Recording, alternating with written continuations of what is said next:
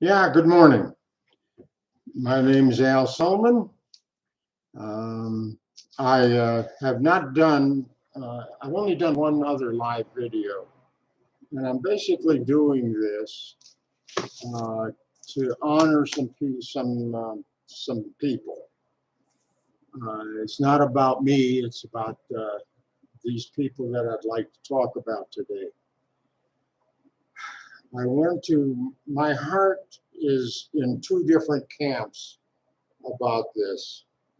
The first camp is the veterans. I have a particular caring love for the veteran. My father, his name was Sergeant George Hoffler. He was murdered in North Korea in 1950. He never got to come home. He never got the flag or the salute or the military honors. I've never been able to, I do not have his flag or anything. It took me a long time to find out where he is. And his bones are still buried in North Korea, just south of the China border. I'm told that the soil there is very acidic, so his bones might not even be left. But the memory of his service sure is. The results of his service, even in after World War II in Germany, where he married my mother, a refugee from Latvia. And as a result, I'm here. I was born an American citizen, but in a military hospital in Heidelberg. My mom was here, lived the last decades of her life here. We have many, many, many relatives up in Wisconsin, all as a result of him. So his life had meaning. And so did the lives of all of those veterans who are now homeless. They come in, they serve their country, they risk their lives, and in many cases they come back with PTSD. They come back with missing a limb. God knows what all, with the prices that they have paid for, I haven't got a clue what the purpose was, that they're over there, say, in Iraq or Afghanistan or Vietnam or whatever. When I was going to college at Kent State University, we had a graduate student hall monitor for us, and that was Manchester Hall that I lived in with a guy named Tom. I haven't seen him in decades. But he was a brilliant student. Saw one of his papers that he wrote in sociology, and it was an A+++.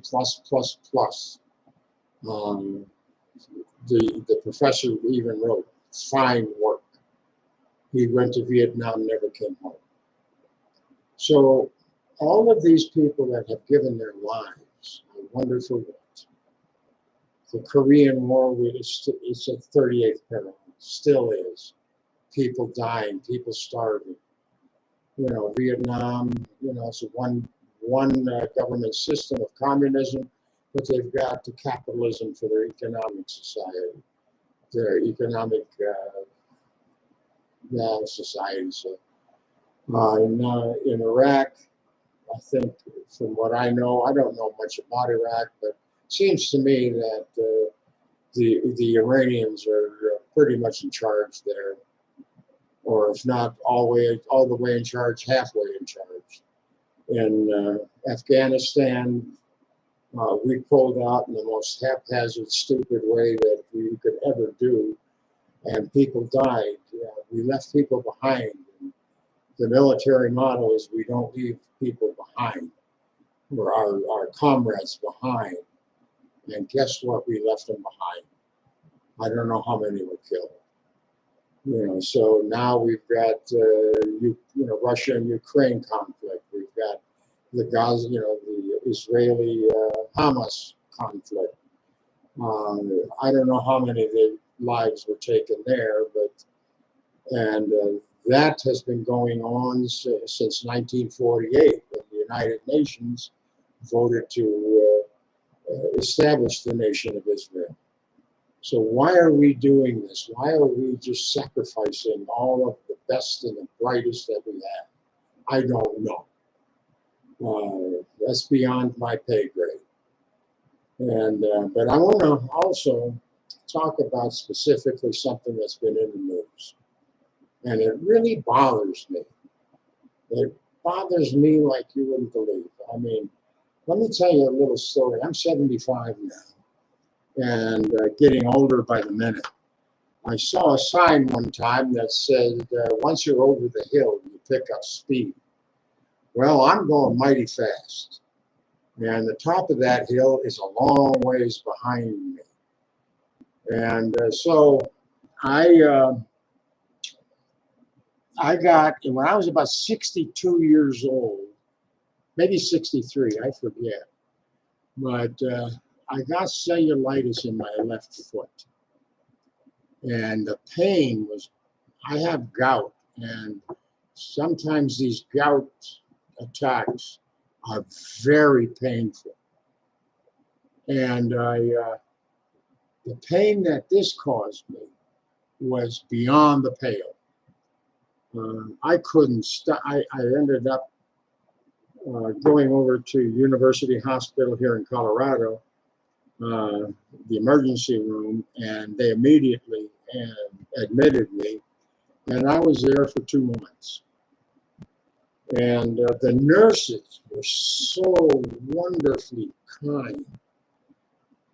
Some of the doctors were, but there were some of these other doctors that walked on air, you know, I mean, but these nurses, they couldn't do enough to make you happy, to help you. And so one night, they couldn't stop the cellulitis. They had to do 3 operations on one side of the foot and 3 operations on the other side of my left foot to get the junk out of that foot. And so that was 6 operations in total. And things were not going well. The antibiotics weren't working, and they were doubling different antibiotics together. And they had a magic marker going up the leg. So it was pretty much going everywhere. So one night I'm on the 6th floor there, and I'm looking over at the mountains and stuff, and I'm going, God, there's really nothing here that I regret. I think I've taken care of a lot of the stuff that I've done wrong, and I'm asking you to forgive me for the things that I just haven't done, but I'm ready to go. And I was at peace. And as things went, I was going. And a nurse named Jeannie came in, clocked out, and just thought, I'm going to go check on Al. You know, she would say Mr. Selman. And she came in, she saw me. I vaguely remember a second nurse coming in to talk, you know, to consult with Jeannie. The next thing I know is sometime later, there's all kinds of doctors in the room, and they brought me back. And a second time, I was in a very embarrassing position, let's put it that way. And I went out. I was gone. And the next thing I know, there's at least 8 people in that room. And I had to go from that embarrassing position back to my bed. And it was the nurses that really did the job. Those nurses. Now, I'm an old man now. And the nurses, I go to University Hospital sometimes for some things, but most of the time I go to National Jewish Health. And they are so good. I have a cardiologist, I have a pulmonologist, I have a gastric guy, a rheumatologist, I have my primary care there. I do all of my testing there, I get all my drugs there. And the ones that really, really, really help me are those nurse practitioners. My nurse practitioner that does the cardiology and the gastric, those two ladies, oh, they are so wonderful. So, so wonderful. And they really have brought me a long, long way. And I might have a few extra years to live because of that. But I've said all of this to say this. In the news, we have a young lady by the name of Lincoln Riley. Lincoln Riley was 22 years old. She was a student at the University of Georgia, Athens. I looked her up on Copilot, and they won't give many details about her personal life. They don't do that. But I've been watching the news, and there's a couple of photographs that they put up there on the news. And the one where she's looking there, and she's just smiling, and she's such a pretty girl. And today, I think they're putting her in the ground. What might have been if that young lady had become a nurse? She was on the dean's list. She was a junior. She had little over a year to go before she became a nurse. I mean, what might have been if that young lady had become a nurse to help people? How many people could that young lady have helped? How many people could she have dried their tears and got them to smile? How many lives she could have saved? How many children could she have embraced and helped get healthy? What might have been. And what's really strange, they do talk a lot about her. They talk an awful lot about her, but they talk about this guy that killed her. Blunt force trauma to the head.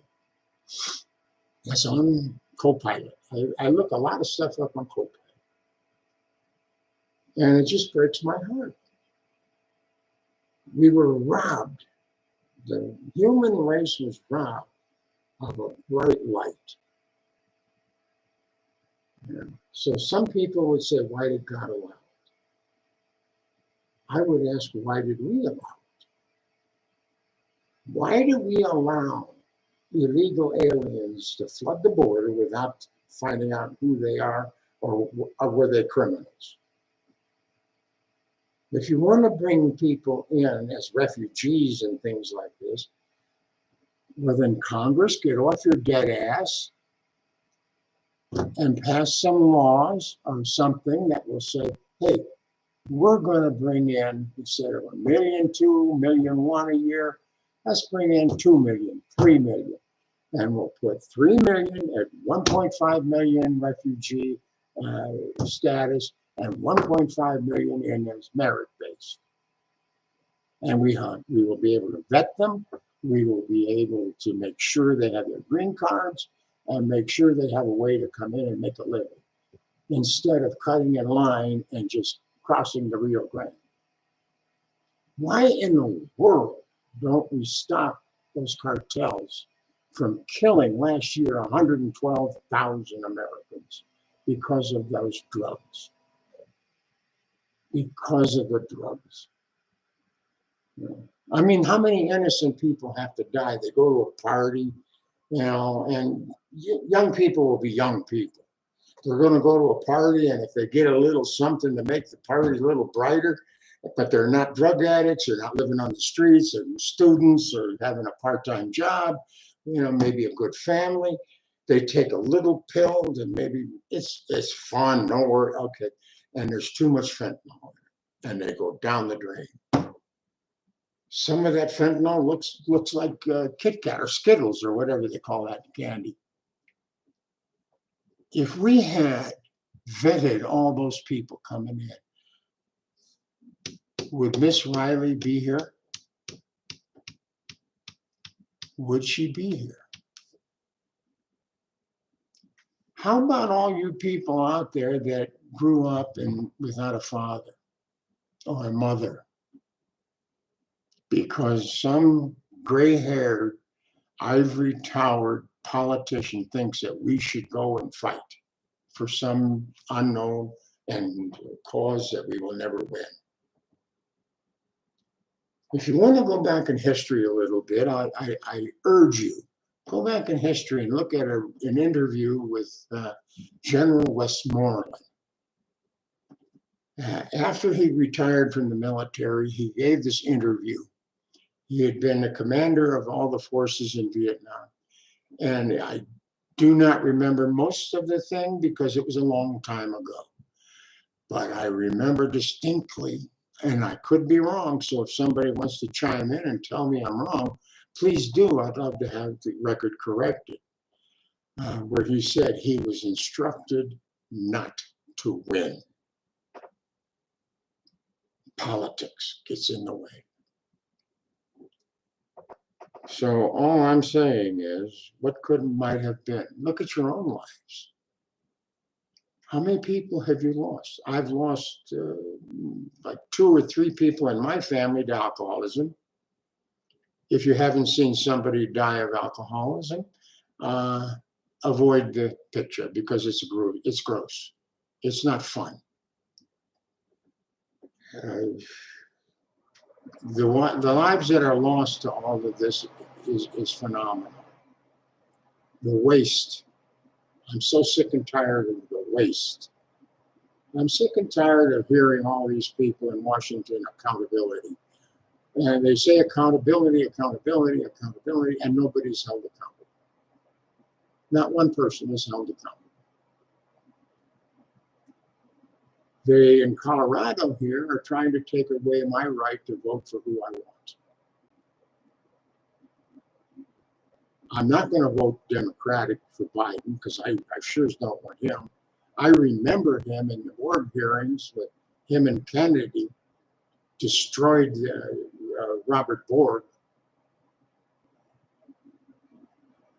And I'm not that fond of the personality that is presented about Donald Trump. What I am interested in is his policies. During his administration, for instance, I believe it was 1.7 million illegal aliens got across that border. In Joe Biden's time in office, I believe it was 7.2 million.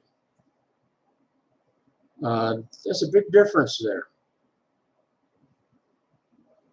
So they may say, let's blame Biden.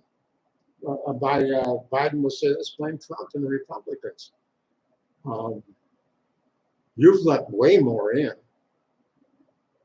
And by the way, Mr. President, I have nothing against you. But why can't you say a little something nice about Lincoln Riley? Why can't you? How about all these other people? She is a symbol of all the other people that have been lost. You know, how about the innocent child in one of these cities where a bullet meant for somebody else goes through a window or through a wall or something, or the kid is sitting on the porch, maybe with his mom, his dad, his grandma, or somebody, and the little kid is dead. Because somebody thinks that shooting and all of this is so popular. How about the elderly lady that in New York subway was beaten half to death? These people should not be forgotten. And I'm wondering what might have been if those kids that are in those gangs had been brought up with a proper education and a proper family. If we had vetted all those people, would Lincoln Riley be alive? Would she graduate from college and go in and be and the nurse that she was supposed to be. You can only speculate what might have been. I wonder what my life had been if I would have had a father. I had a stepfather. Wasn't very pleasant with that stepfather. So I wonder what might have been. So I'm asking you too out there. I don't know who's going to see this, but I'm going to ask you, take a look. Take a look at your family. And then ask what might have been if one of my relatives who left too soon had lived. What might have been. I wonder, see, I belong to an organization called Alcoholics Anonymous.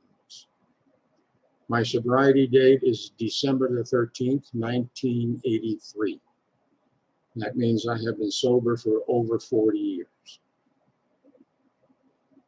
I've seen so many of the people that I have tried to help, sponsor, advise, whatever, not put the glass down and not start to change their lives to live it without the addiction of alcohol. And I've seen some wonderful people die because they just couldn't give up the bottle.